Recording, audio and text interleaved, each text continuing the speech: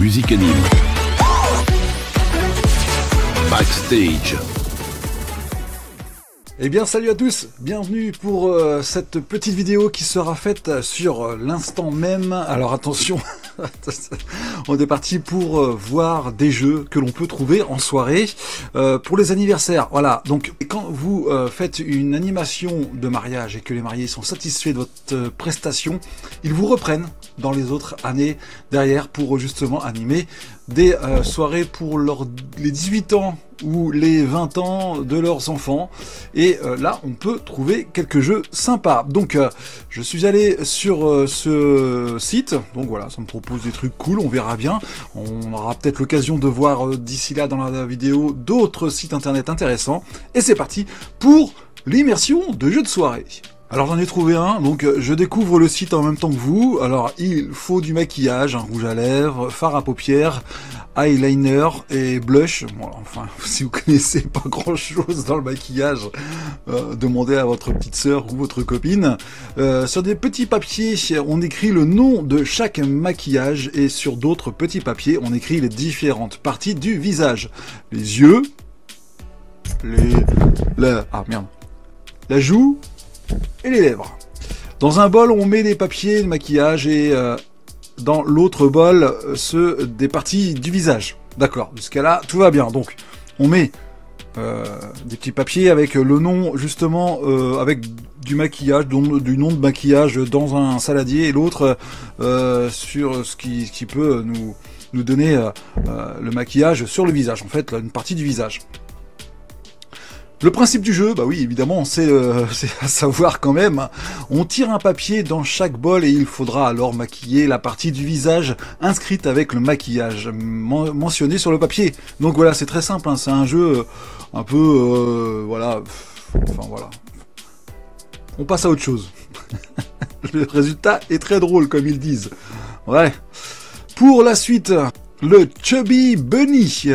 Acheter des paquets de chamallows pour faire ce jeu. Déjà, il faut déjà des chamallows. Vous savez ce que c'est les chamallows? C'est les petits bonbons bien mous là que l'on peut mettre dans la bouche et qui gonflent un petit peu votre visage, vos joues. On met un chamallow dans la bouche et on dit Chubby Bunny. Déjà, c'est dur à dire. Chubby Bunny. Et on met le deuxième chamallow dans la bouche. On dit le Chubby Bunny. Un troisième chamallow. Chubby Bunny. Chubby Bunny. Chubby Buddy, Chubby Buddy. Celui qui a gagné est celui qui a dit Chubby Buddy avec le plus de chamallows dans la bouche. Attention, interdiction de mâcher les chamallows. Ok, ça consiste en quoi en fait? Il faut dire le plus rapidement possible Chubby Buddy, Bunny, Chubby Bunny, plusieurs fois avec des chamallows dans la bouche. En fait, le truc, c'est qu'on ne sait pas à quoi ça sert exactement. Bon, c'est drôle, c'est vrai, sur le coup, hein.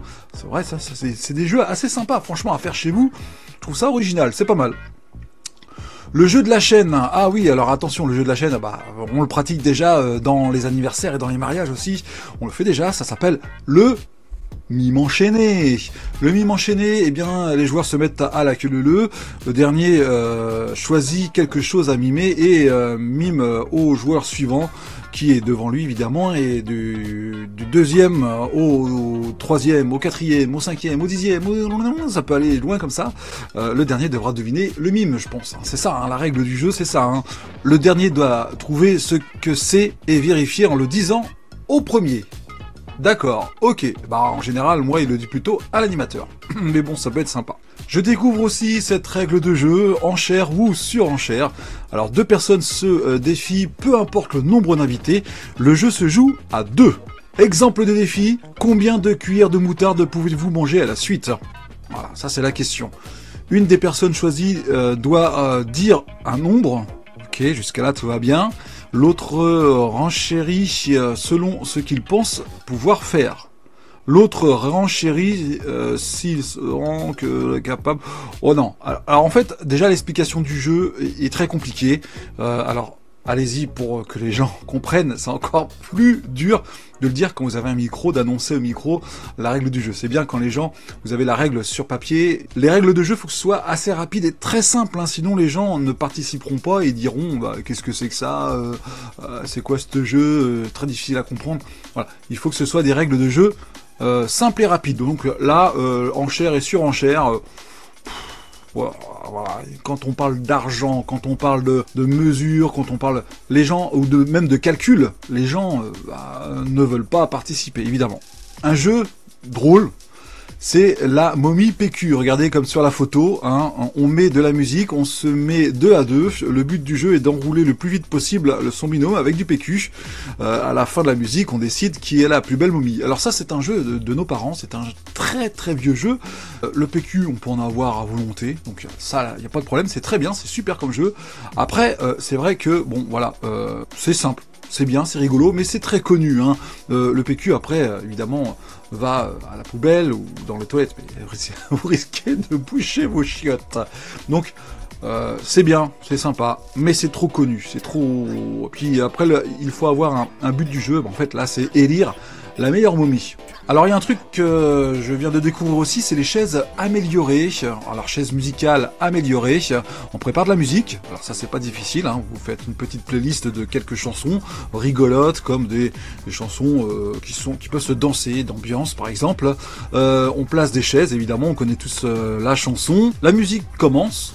Les invités placés au bout de la pièce doivent courir vers les chaises le plus vite possible pour s'asseoir dessus. Une fois assis, le premier s'est assis, crie le nom et l'autre de la musique. Voilà, s'il a faux, il repart au début. Voilà, tout simplement. Ouais, les chaises musicales. Le jeu du personnage à découvrir, bah oui, tout le monde le connaît. On colle un post-it sur le front, les joueurs indiquant le nom aussi du personnage, hein, qui devrait avoir en rôle. Et forcément, les joueurs doivent deviner quel personnage ils représentent, quoi, avec le post-it qu'ils n'ont pas vu sur le front. Ça, c'est très simple.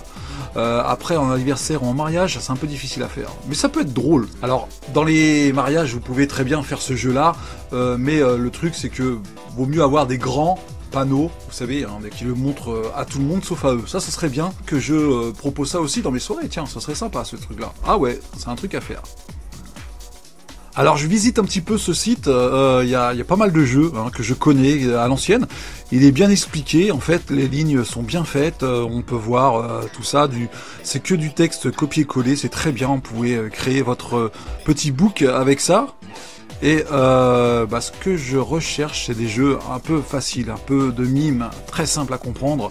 Et je pense que vous avez ce qu'il y a là-dedans, vous avez ce qu'il faut, vous avez des accessoires, vous avez des jeux de mime.